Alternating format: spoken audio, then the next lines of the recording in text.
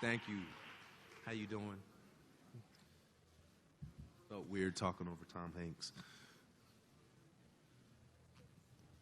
First question with CBS Radio.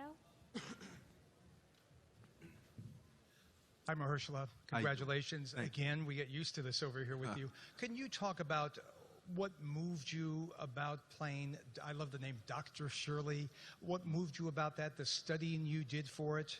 And also a second question, which is a bit more touchy. There's been some criticism that not everything historically is historically correct in there, although there have been people like Kareem Abdul-Jabbar who have said any historical film is not exactly historically correct. Can you comment on that as well? Okay. Well,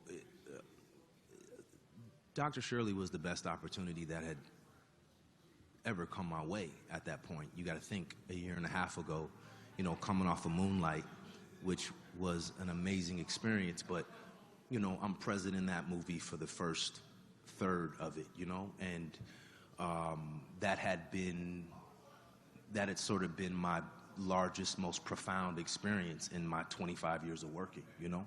And so to be presented Green Book and have Dr. Shirley, a multidimensional character who had agency, who chose, like no one else was doing that in this time. He didn't have to hire a white driver.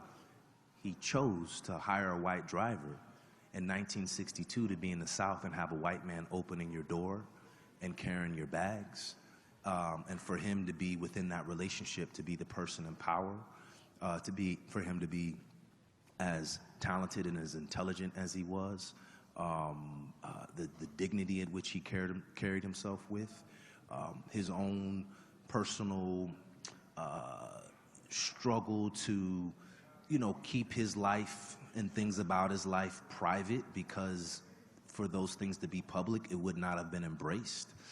There are so many elements of that character. Again, the most present that at that time when I was offered that was the most present I have ever been in a project. And so I felt like I could do something with that character with the right help. And the right help for me was working off of Vigo and having Chris Bowers cover what I couldn't do on the piano. In terms of the historical accuracy of the film, I think some of the things that are questioned can be answered in just listening to Dr. Shirley talk, which everybody is privy to do, you know, and some of the articles or snippets that were more recently released. So I think it kind of need people to go back and see what Dr. Shirley has to say for himself and sort of circle back. And if there's questions about the accuracy of something, I think, you know, there's the right people who can address that. But I feel like my job is always the same. I have to assume whether it's fiction or nonfiction that it's the truth. And what I mean by that is, like, I have to approach it as if it's the truth.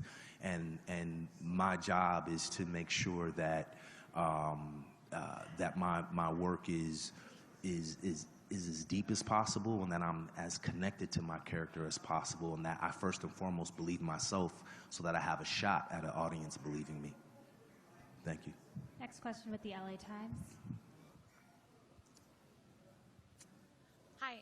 So last year you were winning with Moonlight, and how 2 years ago. 2 years. I'm so sorry. Time. Okay. I just blocked out last year. It's just, we forgot about it. No. So last time you were here, you won for Moonlight. How does this year's win compare to last year or 2 years ago? You know what? I don't know how it compared. It was different. It was my first time sort of in this position. And it felt amazing, and to be a part of that cast and feeling like we really accomplished something special was it was life-altering, you know.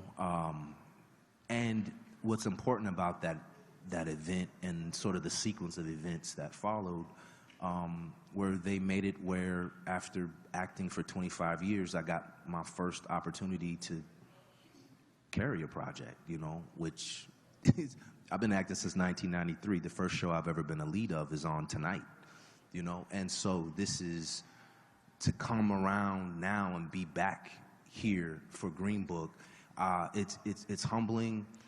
I'm honored to be honored by other actors, people who have sort of an extra set of lenses and have a capacity to see into work, to see into the beauty of work or the mistakes in work, just because that's what you really do every day behind the scenes.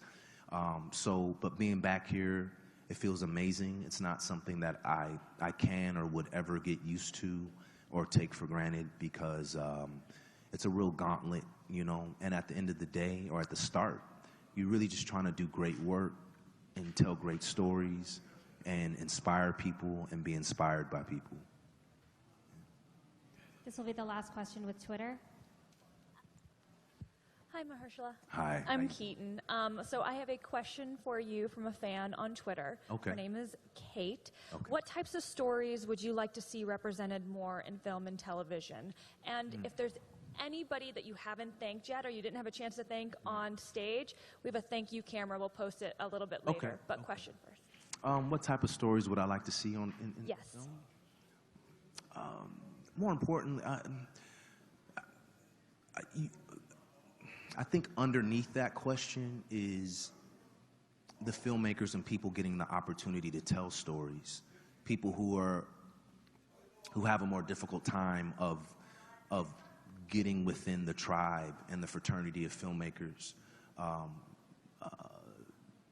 and are therefore enfranchised to tell stories. So I just want to keep seeing new or voices that have been passed over to some degree.